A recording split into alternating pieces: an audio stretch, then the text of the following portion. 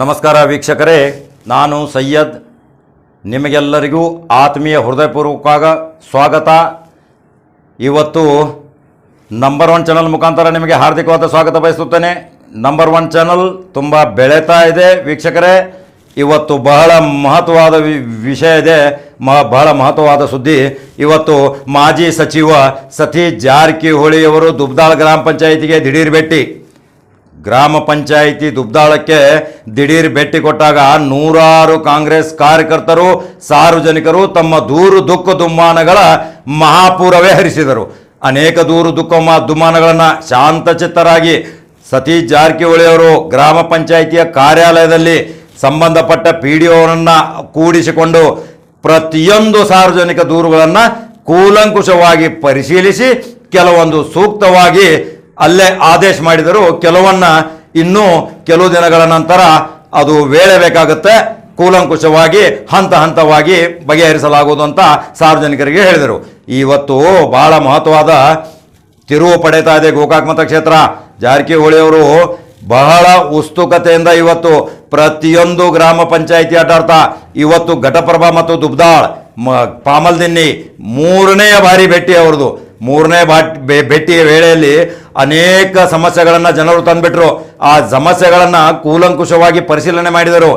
ಆ ಪರಿಶೀಲನೆಯ ನಂತರ ಪುಟ್ಟು ಖಾನಾಪುರೆ ಕಾಂಗ್ರೆಸ್ ಕಾರ್ಯಕರ್ತರ ಮನೆಯಲ್ಲಿ, ಅವರ ಒಂದು ಶಾಲೆಯಲ್ಲಿ ಮಧ್ಯಾಹ್ನದ ಭೋಜನ ಸವಿದು ಇವತ್ತು ಪುಟ್ಟು ಖಾನಾಪುರೆಯವರ 37ನೇ ಹುಟ್ಟುಹಬ್ಬ ಆಚರಣೆ ಸಹಿತ ಅದರಲ್ಲಿ ಪಾಲ್ಗೊಂಡರು.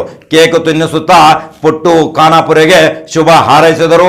ಅವರ ಜೊತೆ ಕುಮಾರ್ ಹುಕ್ಕೇರಿಯವರದ್ದು, ಗೋಕಾಕ ತಾಲೂಕಾ ಗ್ರಾಮೀಣ ಅಧ್ಯಕ್ಷರಾದಂಥ ಪ್ರಕಾಶ್ ಡಾಂಗೆಯವರು, ಬರ್ಮುಖ್ ಗಾಡಿವಡ್ಡರ್, ಇವರು ಎಲ್ಲರೂ ಅವರ ಸಹಪಾಠಿಗಳು ಕಾಂಗ್ರೆಸ್ ಕಾರ್ಯಕರ್ತರು ತುಂಬ ಉತ್ಸುಕತೆಯಿಂದ ಸತೀಶ್ ಜಾರಕಿಹೊಳಿ ಅವರ ಜೊತೆ ಬೃಹತ್ ಪಾದಯಾತ್ರೆಯ ಮುಖಾಂತರ ಪಾಮಲದಿನ್ನಿ ಗ್ರಾಮಕ್ಕೆ ಪ್ರವೇಶ ಮಾಡಿದರು. ಪಾಮಲದಿನ್ನಿಯಲ್ಲಿಯೂ ಸಹಿತ ಸಾರ್ವಜನಿಕ ದೂರು ದುಃಖ ದುಮ್ಮಾನಗಳ ಮಹಾಪೂರ್ವೇ ಬಂತು.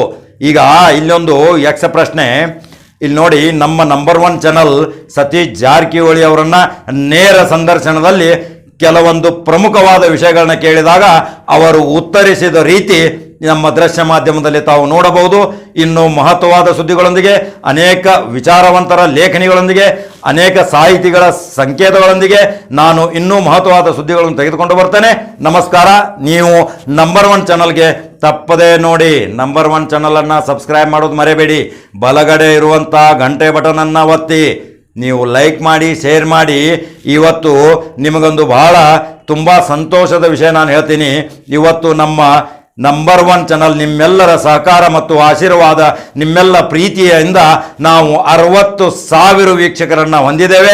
ನಾವು 1,500 ಸಬ್ಸ್ಕ್ರೈಬರನ್ನು ಹೊಂದಿದ್ದೇವೆ. ಇದೆಲ್ಲ ಕೊಡುಗೆ ಯಾರ್ದಪ್ಪ ಅಂದರೆ ನಿಮ್ಮದು. ಈ ಚಾನಲ್ ನಿಮ್ಮದು ಅಂತ ನಾನು 3 ಸಾರಿ ಪದೇ ಹೇಳ್ತೀನಿ. ಈ ಚಾನಲನ್ನು ಬೆಳೆಸುವ ಕರ್ತವ್ಯ ನಿಮ್ಮದು. ಈ ಚಾನಲ್ಗೆ ನೀವು ತುಂಬ ಬೆಂಬಲ ಕೊಡ್ತಾ ಇದ್ದೀರಾ. ಇನ್ನೂ ಬೆಂಬಲ ಕೊಡಿ. ಪ್ರಖರವಾಗಿ ಬೆಳೆಯಲಿ. ಕರ್ನಾಟಕ ರಾಜ್ಯ, ಕನ್ನಡ ನಾಡು, ಜಲರಕ್ಷಣೆ ಭಾರತದಾದ್ಯಂತ ಈ ನಮ್ಮ ನಂಬರ್ 1 ಚಾನಲ್ ಮುಖ್ಯವಾಗಿ ಬೆಳೆಯಲಿಕ್ಕೆ ನೀವು ಕಾರಣೀಭೂತರಾಗಿದ್ದೀರಂದ ನಿಮಗೆ ಕೈ ಮುಗಿದು ವಿನಂತಿ ಮಾಡಿಕೊಳ್ಳುತ್ತೇನೆ. ಇವತ್ತಿನ ಮಹತ್ವವಾದ ಸುದ್ದಿ ಇಲ್ಲಿಗೆ ಮುಗಿಸಿ ನಾಳೆ ಮಹತ್ವವಾದ ಸುದ್ದಿಗಳೊಂದಿಗೆ ಬರುತ್ತೇನೆ. ನಮಸ್ಕಾರ ವೀಕ್ಷಕರೇ. ಮಾನ್ಯ ವೀಕ್ಷಕರೇ, ನಂಬರ್ 1 ಚಾನಲ್ ಮುಖಾಂತರ ನಿಮಗೆ ಆತ್ಮೀಯ ಸ್ವಾಗತ. ನಾನು ಸೈಯದ್. ಇವತ್ತು ಮಾಜಿ ಸಚಿವ ಸತೀಶ್ ಜಾರಕಿಹೊಳಿ ದುಬ್ದಾಳ್ ಗ್ರಾಮ ಪಂಚಾಯಿತಿಯ ಯಾವ ಕೆಲಸದ ಕಾಮಗಾರಿಗಳನ್ನು ವಿವರ ಪಡೆಯಲು ಬಂದಿದ್ದಾರೆ. ಸಾರ್ವಜನಿಕರು ತಮ್ಮ ಅಹವಾಲುಗಳನ್ನ ಕೊಡ್ತಾ ಇದ್ದಾರೆ, ಅದಕ್ಕೆ ಸ್ಪಂದನೆ ಮಾಡ್ತಾ ಇದ್ದಾರೆ. ಇವತ್ತು ಬೃಹತ್ ಮಟ್ಟದಲ್ಲಿ ದುಬ್ದಾಳ್ ಗ್ರಾಮ ಪಂಚಾಯಿತಿಯಲ್ಲಿ ಕಳೆದ 5 ವರ್ಷದ ಕಾಮಗಾರಿಗಳ ವಿವರಗಳನ್ನು ಪಡೀತಾ ಇದ್ದಾರೆ.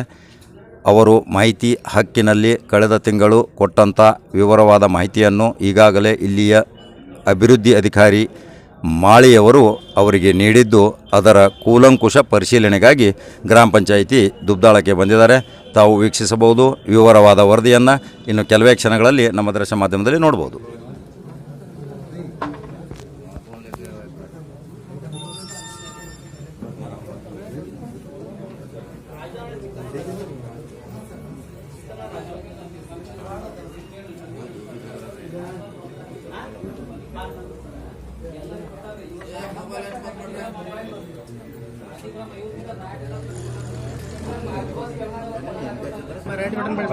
ಮಾನ್ಯ ವೀಕ್ಷಕರೇ,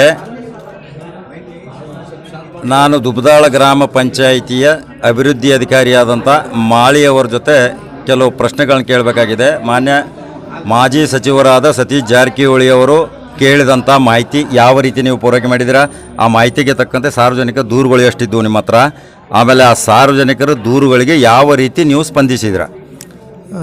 ಮೊದಲನೇದಾಗಿ ಮಾನ್ಯ ಮಾಜಿ ಸಚಿವರಾದಂಥ ಶ್ರೀ ಸತೀಶ್ ಜಾರಕಿಹೊಳಿ ಅವರು ನಮ್ಮ ಗ್ರಾಮ ಪಂಚಾಯತ್ಗೆ ಇವತ್ತಿನ ದಿವಸ ಭೇಟಿ ಕೊಟ್ಟರು. ಈಗಾಗಲೇ ಈ ಹಿಂದೆ ಅವರು ನಮಗೆ ಅರ್ಜಿ ಮುಖಾಂತರ ಸುಮಾರು 2014-15ನೇ ಸಾಲಿನಿಂದ ಇಲ್ಲಿವರೆಗೆ ಗ್ರಾಮ ಪಂಚಾಯಿತಿಯಿಂದ ವಿವಿಧ ಯೋಜನೆಗಳಡಿ ಎಷ್ಟು ಖರ್ಚು ವೆಚ್ಚಗಳಾದವು ಅದ್ರ ಬಗ್ಗೆ ಮಾಹಿತಿಗಳನ್ನು ಪೂರೈಸಬೇಕಂತೇಳಿ ಈಗಾಗಲೇ ಅರ್ಜಿ ಕೊಟ್ಟಿದ್ದರು. ಆ ಅರ್ಜಿಗಳ ಮುಖಾಂತರ ನಾವು ಎಲ್ಲ ಯೋಜನೆಗಳ ಮಾಹಿತಿಯನ್ನು ಕೊಟ್ಟಿದ್ವಿ.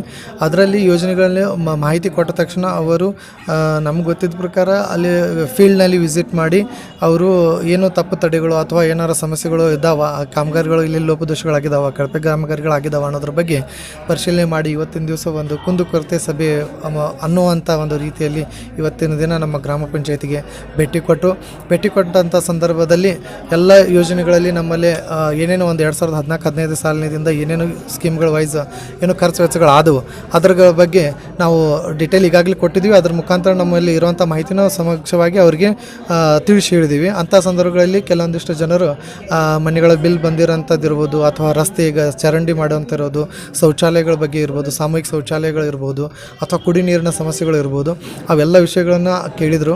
ಅಂಥ ಸಂದರ್ಭದಲ್ಲಿ ನಮ್ಮ ಗ್ರಾಮ ಪಂಚಾಯತಿ ಮಟ್ಟದಿಂದ ಅಥವಾ ನಮ್ಮ ಕಡೆಯಿಂದ ಎಷ್ಟು ಸಾಧ್ಯ ಆಗ್ತದೆ ಅಷ್ಟು ಕ್ಲಿಯರ್ ಮಾಡೋಕ್ಕೆ ಅವರಿಗೆ ಕೆಲವೊಂದಷ್ಟು ಈ ವರ್ಷದ ಯೋಜನೆಗಳಿಗೆ ಅಳವಡಿಸ್ಕೊಂಡಿದ್ದೀವಿ. ಇನ್ನು ಕೆಲವೊಂದು ಮುಂಬರುವ ಒಂದು ಆರ್ಥಿಕ ವರ್ಷದಲ್ಲಿ ನಾವು ಅದನ್ನು ಅಳವಡಿಸ್ಕೊಂಡು ಅವರಿಗೆ ಅನುಕೂಲನ ಸಾರ್ವಜನಿಕರಿಗೆ ಅನುಕೂಲ ಮಾಡಿಕೊಡ್ತೀವಿ ಅಂತ ಆಶ್ವಾಸನೆ ಕೊಟ್ಟಿದ್ದೀವಿ. ಸರ್, ಈಗ ನೋಡಿ, ಸಾರ್ವಜನಿಕರು ಕೆಲವು ಭ್ರಷ್ಟಾಚಾರದ ಬಗ್ಗೆ ತಮ್ಮ ದೂರು ದುಃಖದುಮ್ಮಾನನ್ನು ಸಲ್ಲಿಸಿದರು.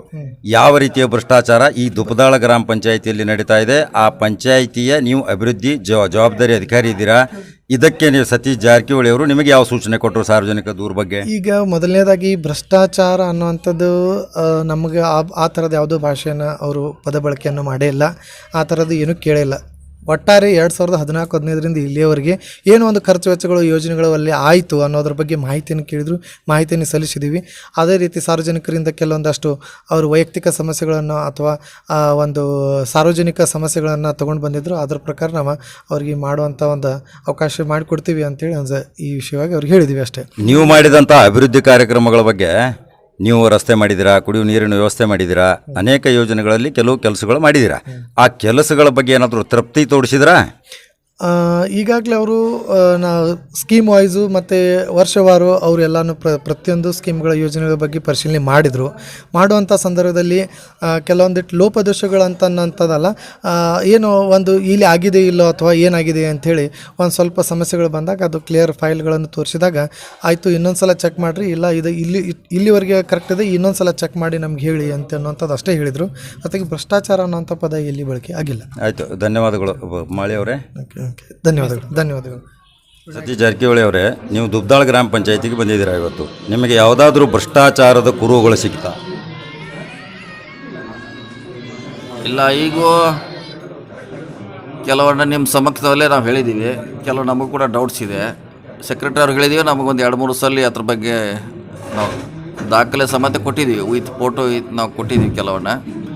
ಸೊ 2-3 ಸಲ ನಮಗೆ ವಾಪಸ್ ಇದ್ರ ಬಗ್ಗೆ ಮಾಹಿತಿ ಕೊಡು ಅಂತ ಹೇಳಿದ್ವಿ. ಅದು ಬಂದ ನಂತರ ಅದ್ರ ಬಗ್ಗೆ ಸ್ಪಷ್ಟವಾಗಿ ಹೇಳಲಿಕ್ಕೆ ಆಗ್ತದೆ.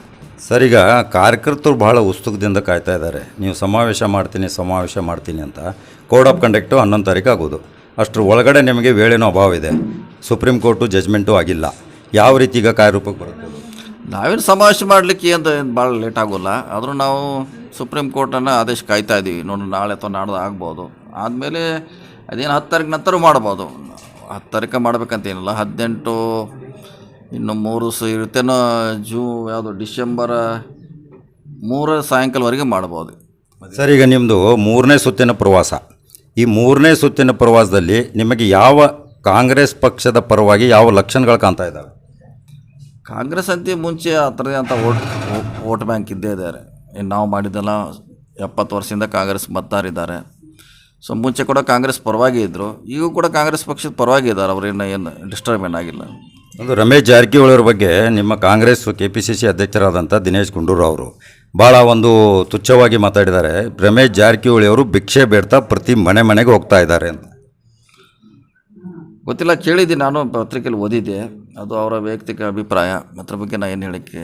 ಆದರೆ ರಾಜಕಾರಣದಲ್ಲಿ ಇಷ್ಟೊಂದು ತುಚ್ಛವಾಗಿ ಮಾತಾಡಬಾರ್ದಲ್ಲ. ಇವರು ಒಂದು ಕ್ಯಾಬಿನೆಟ್ ಸಚಿವರಿದ್ದರು, ಒಂದು ರಾಜ್ಯ ಮಟ್ಟದ ಒಂದು ಲೀಡರು, ಅವ್ರಕ್ಕಿಂತ ಸೀನಿಯರ್ ಇದ್ದರು. ಆದರೂ ಇದೊಂದು ಮಾತಾಡೋದು ತಪ್ಪಲ್ವಾ? ಅಲ್ಲ, ರಮೇಶ್ ಜಾರಕಿಹೊಳಿ ಅವ್ರಿಗಿಂತ ಒಂದು ಹೆಜ್ಜೆ ಮುಂದಿಟ್ಟು ಇವನು ಮಾತಾಡಿದ, ಇವನೇನು ಕಡಿಮೆ ಮಾತಾಡಿಲ್ಲ. ಇವನು ಸಿದ್ದರಾಮಯ್ಯ ಬಗ್ಗೆ ಮಾತಾಡಿದ್ದಾನೆ, ವೇಣುಗೋಪಾಲ್ ಬಗ್ಗೆ ಮಾತಾಡಿದ್ದಾರೆ, ಕುಮಾರಸ್ವಾಮಿ ಅವರ ಬಗ್ಗೆ ಮಾತಾಡ್ಯಾರ, ಇವರು ನಮ್ಮ ಬಗ್ಗೆ ಮಾತಾಡಿದ್ದಾರೆ. ಇವನು ಯಾವ ಬಿಟ್ಟು ಶಬ್ದಗಳು ಉಳದೇ ಇಲ್ಲ, ಯಾವುದು ಉಳದೇ ಇಲ್ಲ. ಈಗ ನಿಮಗೆ ಒಂದು ಮಹತ್ವವಾದ ಪ್ರಶ್ನೆ. ಸಹೋದರರ ಈ ಜಗಳ ಇದು ಅಂತ್ಯ ಆಗುತ್ತಾ? ಚುನಾವಣೆ ಸಮೀಪಕ್ಕೆ ಮುಂಚಿತನೇ ಅಂತ್ಯ ಆಗುತ್ತಂತೆ ಕೆಲವರು ನಮಗೆ ಕೇಳ್ತಾ ಇದ್ದಾರೆ. ಇದು ನಿಮ್ಮ ನೇರವಾದ ಇದು ನಿಮಗೆ ಪ್ರಶ್ನೆಗೆ ಉತ್ತರ ಕೊಡ್ಬೇಕು. ಪ್ರಶ್ನೆ ಇಲ್ಲ. ಆದಂತೆ ನಿಮ್ಮ ಗೋಕಾಕ್ ತಾಲೂಕಿನ ಕೆಲವು ಜನರದ್ದು ಅದು ಭ್ರಮೆ ಅಷ್ಟೇ. ಅದು ಈ ರೀತಿ ಹೊಂದಾಣಿಕೆ ಅಂತ ಹೊಂದಾಣಿಕೆ ಆಗೋ ಪ್ರಶ್ನೆ ಇಲ್ಲ. ಇಲ್ಲಿ ಪಕ್ಷ ಇದೆ, ಕಾಂಗ್ರೆಸ್ ಪಕ್ಷ, BJP ಪಕ್ಷ ಇದೆ. ಇಲ್ಲಿ ಹೊಂದಾಣಿಕೆ ಆಗೋ ಪ್ರಶ್ನೆ ಇಲ್ಲ. ಕೆಲವರು ಲಕ್ಕನ್ ಜಾರಕಿಹೊಳಿಗೆ ಟಿಕೆಟ್ ತಪ್ಪಿಸಲಿಕ್ಕೆ ಕಾನದ ಕೈವಾಡ ಪುರುಷರು ಕೆಲವು ವಯೋವೃದ್ಧರನ್ನ ಕಳಿಸ್ತಾ ಇದ್ದಾರೆ. ಅವ್ರ್ಯಾರು ಮುಂದೆ ಬರ್ತಾ ಇಲ್ಲ. ಆ ವಯೋವೃದ್ಧರನ್ನ ಅವ್ರ ಮಾತು ಕೇಳ್ತಾರೆ ಹೈಕಮಾಂಡು? ಪ್ರಶ್ನೆ ಇಲ್ಲ. ಈಗ ಚುನಾವಣೆ ಇಲ್ಲ, ಅವರೆಲ್ಲ ತಯಾರಿ ಮಾಡಬೇಕು. ಈಗ ನಾವು ಮಾಡ್ತಾಯಿದ್ವಿ ತಯಾರಿ. ಸೊ ಯಾವುದೋ ಊರಲ್ಲಿ, ಬೆಳಗಾವದಲ್ಲಿ ಕೆಲವರು ಇದ್ದಾರೆ, ಕೆಲವು ಬೆಂಗಳೂರಲ್ಲಿ ಇದಕ್ಕೆ ಟಿಕೆಟ್ ಕೇಳಿದ್ದಾರೆ. ಇನ್ನೂ ಕೂಡ ಕಾನ್ಸ್ಟಿಟ್ಯೂನ್ಸಿ ಗೊತ್ತಿಲ್ಲ ಅವ್ರಿಗೆ ಎಲ್ಲಿದೆ ಅಂತ, ಯಾವ ಮೂಲೆ ದಿಕ್ಕು. ಸೊ ಹೀಗಾಗಿ ಬೇರೆಯವರು ಚುನಾವಣೆ ಮಾಡೋದು ಪ್ರಶ್ನೆ ಇಲ್ಲ. ಇಲ್ಲಿ ಮಾಡಿದ್ರೆ ಲಕ್ಕನ್ ಜಾರಕಿಹೊಳಿನೇ ಮಾಡಬೇಕು. ಬೇರೆ ಈಗ ಪ್ಯಾಡು ಮತ್ತು ಗ್ಲೌಸ್ ಕಟ್ಕೊಂಡು ನಾನು ರೆಡಿ ಇದ್ದೀನಿ, ಬಾಲ್ ಹಾಕೋರು ಯಾರಿಲ್ಲ ಅಂತ ಸತೀಶ್ ಜಾರಕಿಹೊಳಿ ಹೇಳ್ತಾ ಇದ್ದಾರೆ. ಈಗ ಲಕ್ಕನ್ ಜಾರಕಿಹೊಳಿ ಅವ್ರು ಹೇಳ್ತಾ ಇದ್ದಾರೆ. ಈಗ ಅವರು ಪ್ಯಾಡು ಗ್ಲೌಸ್ ಹಾಕಿದ ಮೇಲೆ ಬಾಲ್ ಹಾಕ್ಲಿಕ್ಕೆ ಇವ್ರು ಬರ್ತಾರಾ ಅಥವಾ ಏನು ಮಾಡ್ತಾರೆ? ಬರಲೇಬೇಕಲ್ಲ, ಬರಲೇಬೇಕು. ಅವರಲ್ಲಿ ಹೋಗ್ತಾರೆ, ಬಂದೇ ಬರ್ತಾರೆ. ಇನ್ನೊಂದು 1-2 ಸಲ ಬಂದೇ ಪೀಳಿಗೆ ಅವರು ಬರ್ತಾರೆ.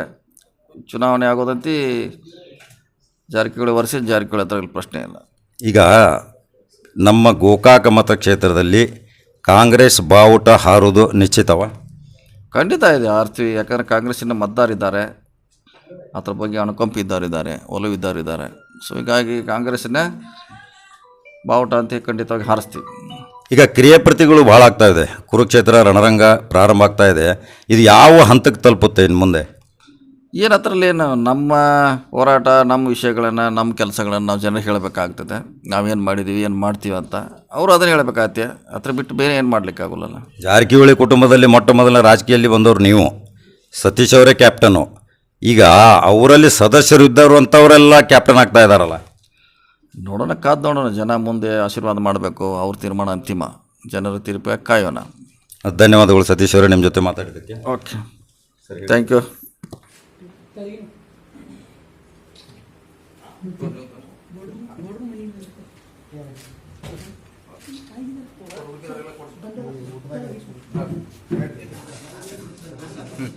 ಮಾನ್ಯ ವೀಕ್ಷಕರೇ, ಪುಟ್ಟು ಖಾನಾಪುರಿ ಅವರು ಇವತ್ತು ತಮ್ಮ ಎಷ್ಟನೇದು ಹುಟ್ಟಹಬ್ಬ, 37ನೇ ಹುಟ್ಟಹಬ್ಬನ್ನು ಆಚರಣೆ ಮಾಡ್ಕೊಳ್ತಾ ಇದ್ದಾರೆ.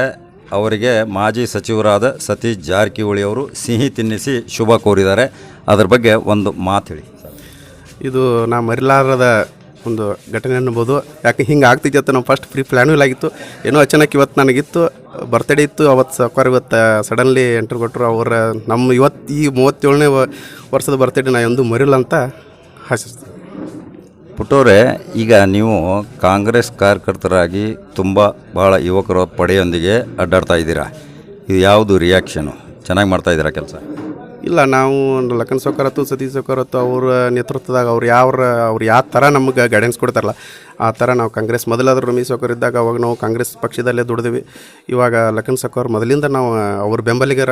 ನಮಗೆ ಯಾವುದೇ ಒಂದು ಸ್ಪೋರ್ಟ್ಸ್ ಆಗಲಿ ಏನೇ ಆಗಲಿ ನಮಗೆ ಮೊದಲಿಂದ ಅವ್ರು ಭಾಳ ಹೆಲ್ಪ್ ಮಾಡ್ಕೊತ ಬಂದಾರ. ನಮ್ಮ ಏನು ಪಡೆ ಐತಿಲ್ಲ ಅದಕ್ಕೆ ಪ್ರತಿಯೊಂದು ಆಟ ಸ್ಪೋರ್ಟ್ಸದ ಏನೇ ಇಟ್ಟರು ಅವ್ರು ಯಾವುದೇ ಇಲ್ಲ ಅನ್ನೋದೇ ಅವೆಲ್ಲ ನಮಗೆ ಬಹುಮಾನಗಳನ್ನು ವಿತರಣೆ ಮಾಡ್ಕೊತ ಬಂದಿದ್ದಾರೆ ಈ ಕೆಲವು ಮೊದಲು ವರ್ಷಗಳಿಂದ. ಅದಕ್ಕೆ ಅವ್ರು ಏನು ಅವ್ರ ಗೈಡೆನ್ಸ್ ಪ್ರಕಾರ ನಾವು ಮುಂದುವರಿತೀವಿ. ಅವ್ರು ಯಾವ ಥರ ಹೇಳ್ತಾರೆ ಆ ಥರ ನಾವು ದುಡಿತೀವಿ.